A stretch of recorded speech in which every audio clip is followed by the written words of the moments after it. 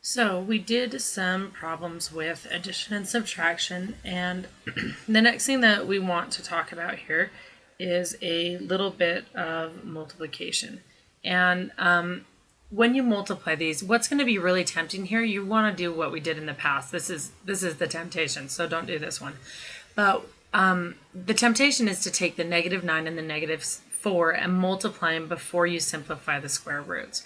But those square roots, if you think about the order of operations, the order of operations says you have to do parentheses first and then exponents. And as we talked about, the square root right there is a 1/2 exponent. And so you have to simplify that square root first if you can.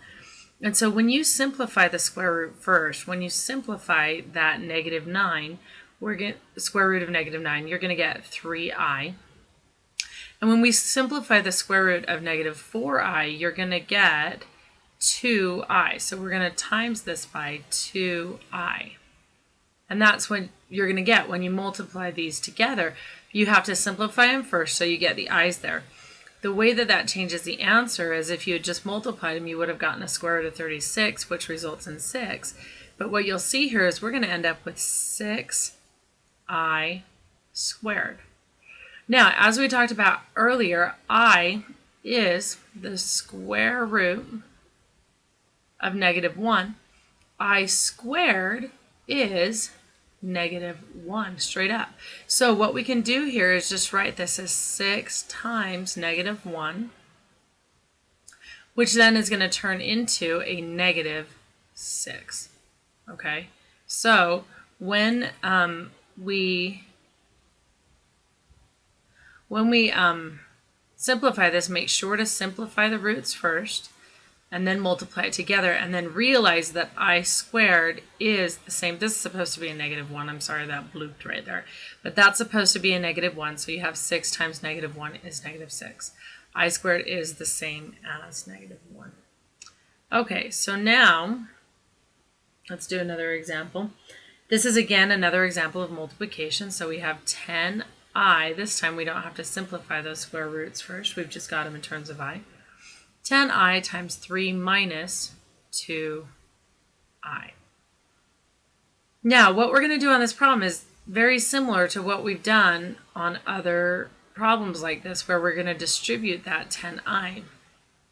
And when we distribute it, we're going to get 30i minus 10i times 2i is going to be 20i squared. And you may think to yourself, okay, cool, we're done. Except for remember how this I squared equals -1? Well, because that I squared equals -1, we have to replace it with that -1.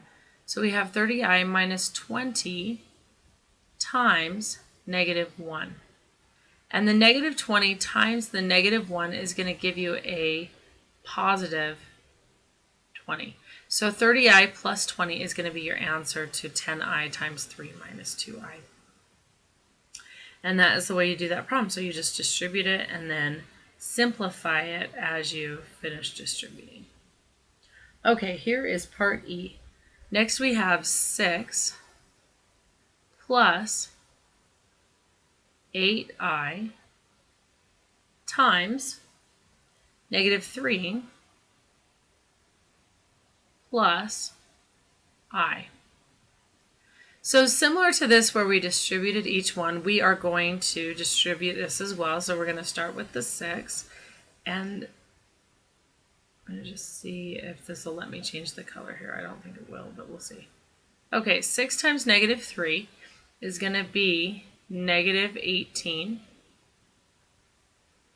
And then 6 times the I is going to be 6i.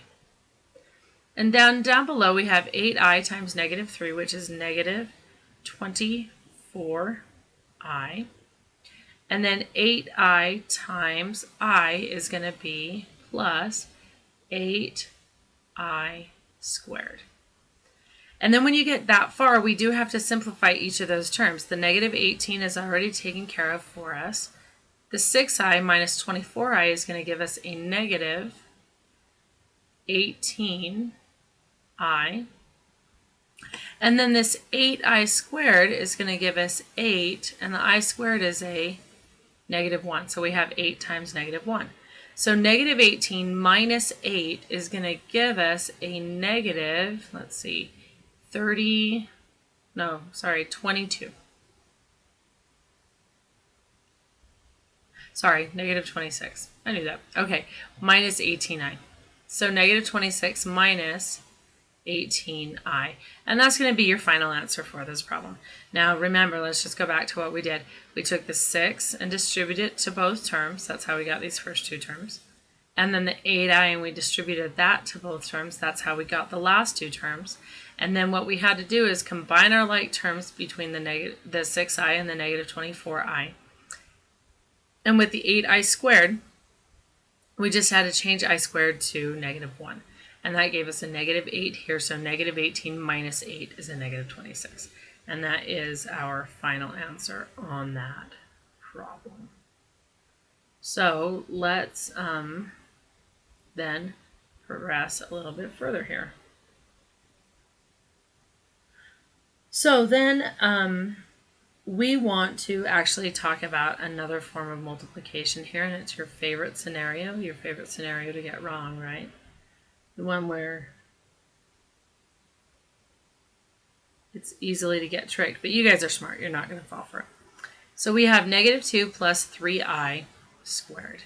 And you guys all know the temptation. The temptation is to square the negative 2, then square the 3i and get your answer, but you can't do it that way. Remember, this is the same as negative 2 plus 3i times negative 2 plus 3i.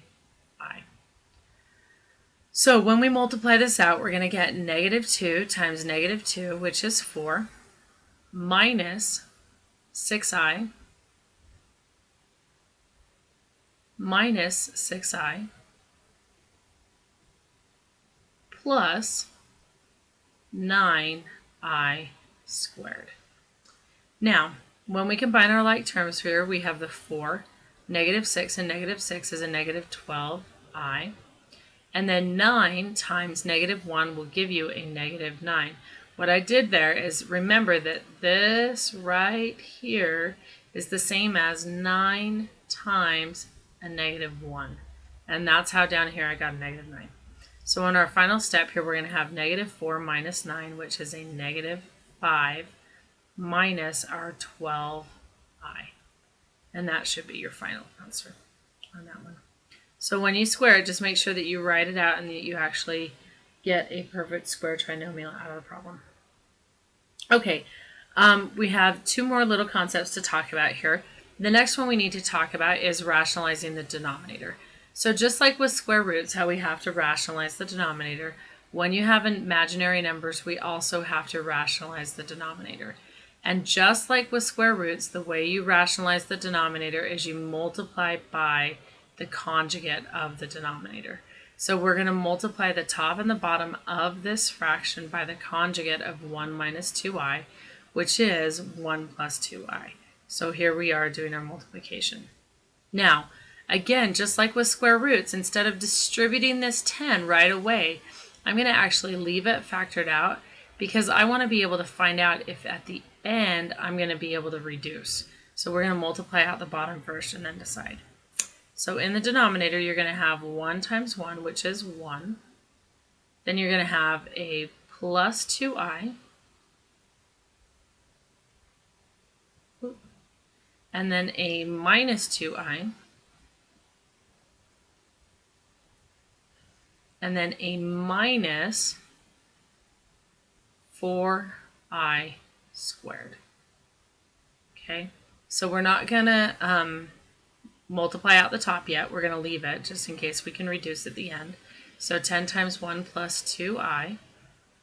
Oop, we better fix that plus. Okay. And this is supposed to be an I. There you go.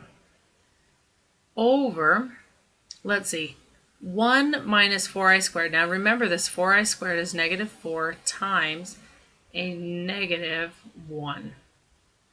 So that's going to be 1 plus 4, which is going to be, so remember this is now a positive 4. So 1 plus 4 is 5. and the 2i minus 2i makes 0. So we just have a 5 down here. And if you look at this, 10 divided by 5, hey, we thought it might cancel out. We had that suspicion, and in the end, we were right. 10 divided by 5 is 2.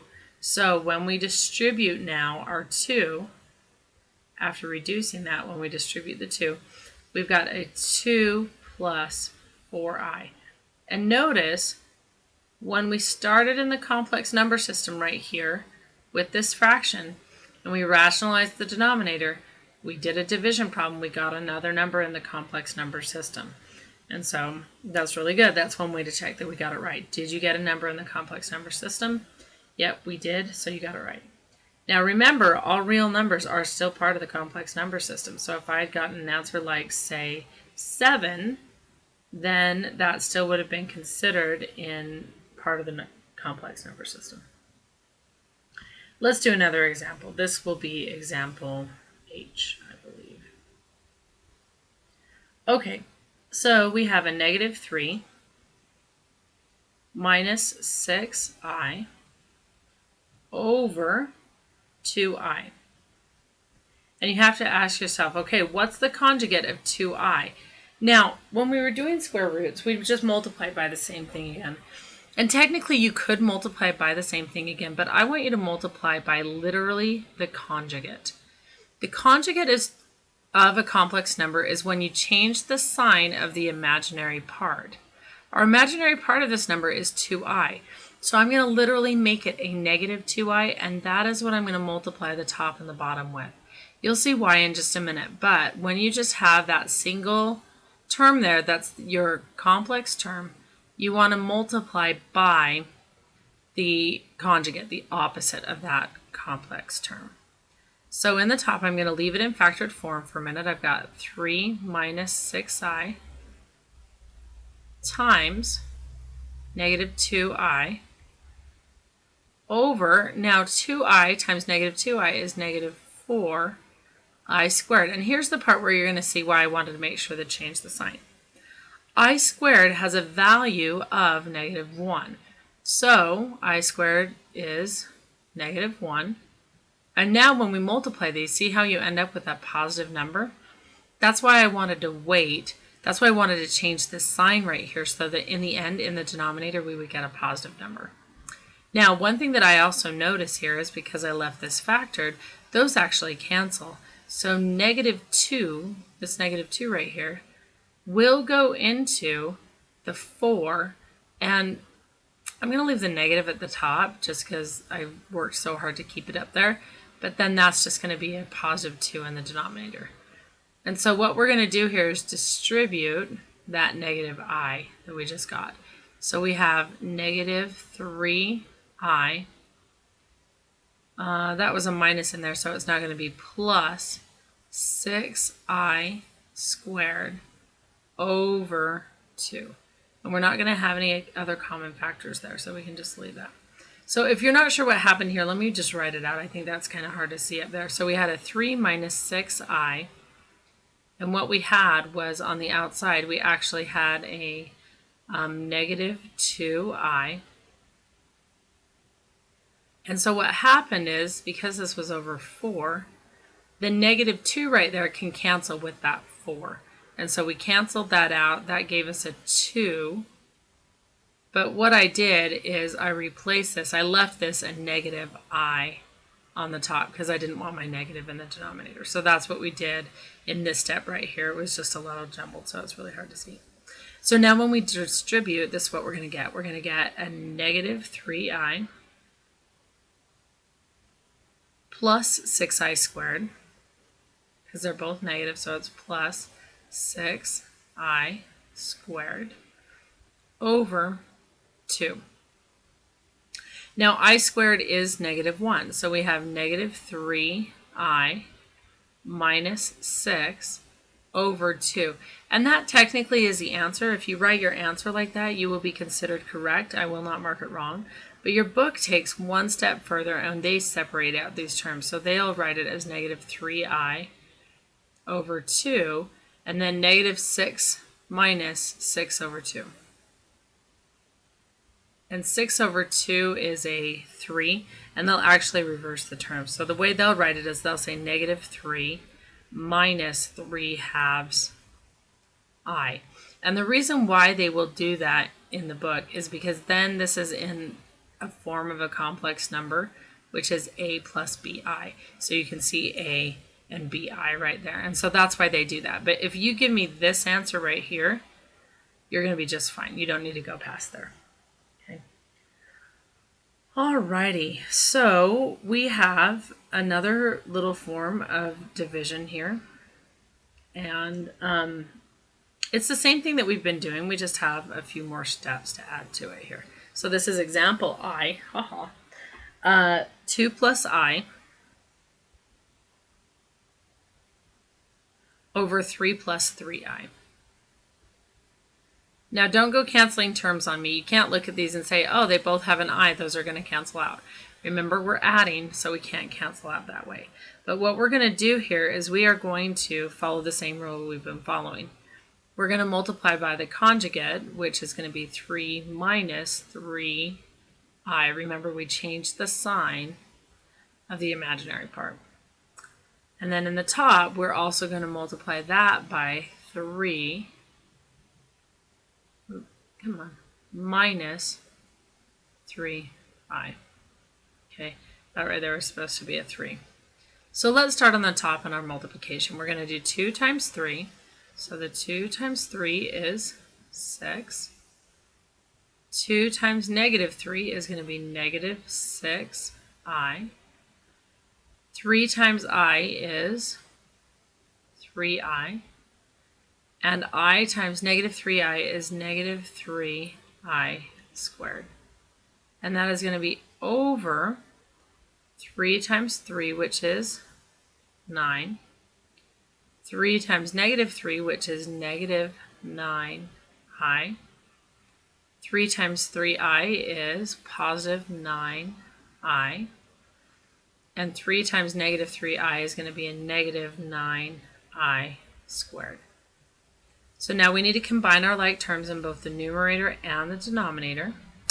So we're going to have negative 6i plus 3i, we're still going to have the 6, plus 3i minus 3 times I squared is negative 1 over 9, and then negative 9i plus 9i, that makes 0, minus 9 times negative 1. And so when we simplify this, we're going to have 6 plus 3. Remember, those two negatives multiply to make it positive. So 6 plus 3 is 9, plus 3i over 9 plus 9. 9, and then the two negatives multiply to make it positive. So as you can see on the top, we have a common factor of 3. And I'm going to actually factor that out. And the reason why is so that when I simplify the denominator and I get 18, I can easily see, oh, I can still reduce this. So 3 goes into 18 6 times. And then what you have right here is your final answer. So 3 plus I over 6, that is your answer on this problem. Okay, there's just one more pretty simple concept that we need to talk about here, and this goes back to the pattern of 4. So let's go over that pattern again. We have I, which is the square root of negative 1. And remember, we never actually write the square root of a negative 1, we just always write I instead. I squared is 1. I cubed is negative I, and I to the 4th is a good old 1. And so what happens after that is this pattern just repeats over and over and over again.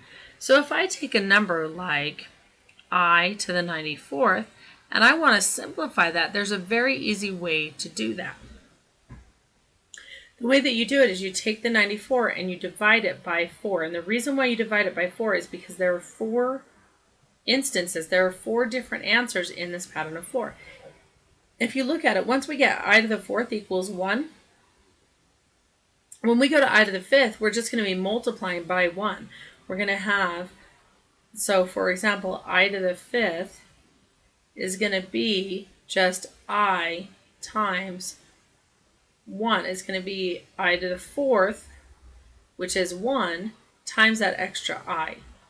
And so if we go to, say, even I to the sixth, that's going to be I to the fourth times I squared.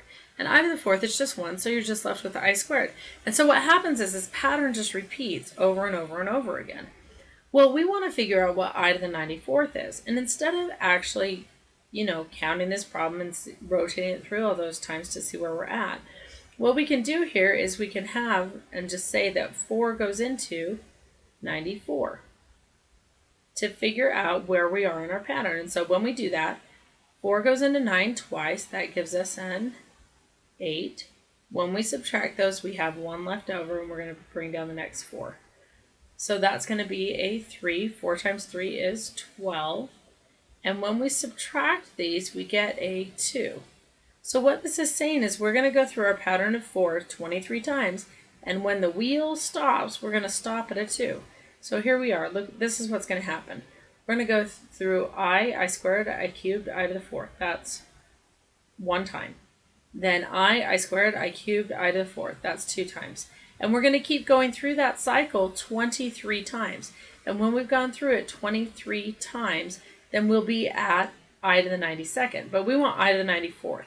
So here we are at I to the 92nd at I to the fourth. And then when our cycle starts again, we've got I to the 95th, I to the 96th. So what we have discovered is that I to the 94th equals 1 because it is the same as I squared. The reason I know it's I squared is because my remainder is 2. And so that right there is your answer. Okay, let's practice this a couple times. So we have I to the 3, 4, 8, 2, 1, 5. Now, when you first look at this may be really confusing. You're like, do I really have to divide that big number by 4?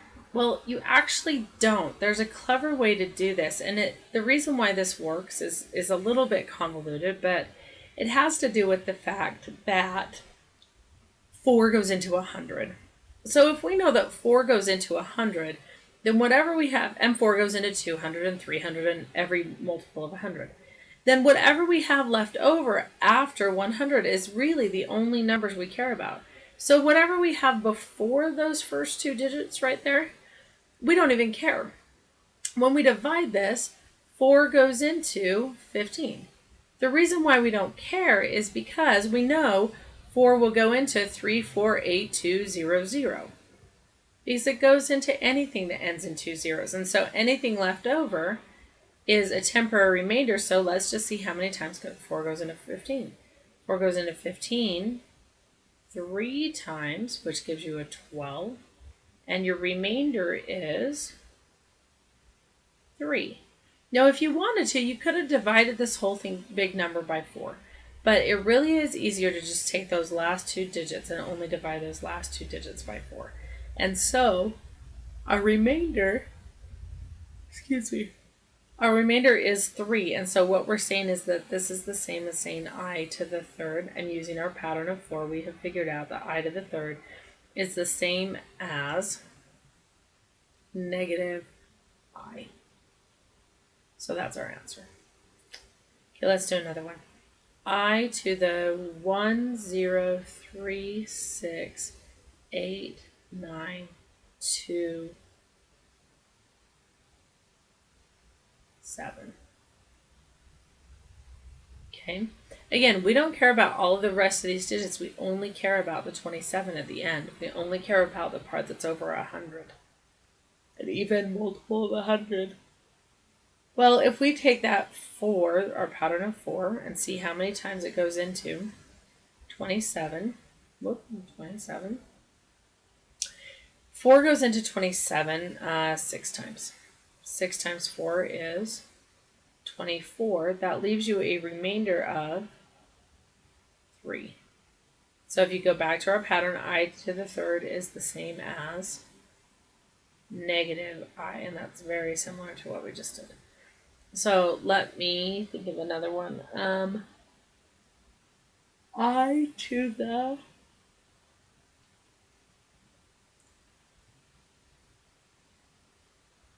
5, 9, 8, 4, 6, or 7, 6, 2, 1, 3, 4. Okay. Now again, we don't care about any of these other digits. All we care about is those last two digits. So 4 goes into 34 7 times. 7 times 4 is 27. Whoop, I didn't choose enough times. It goes in, sorry about that, it goes in 8 times, which gives you a 32. So a 32. So 34 minus 32 is a 2. That remainder of 2 right there means that we have the same as I squared in this problem, and I squared is negative, 1. I squared is negative 1. Okay, and then you know the answer. So what happens if you get a perfect fourth? So if we get I to the 2, 1, 6, 4, 8, 9,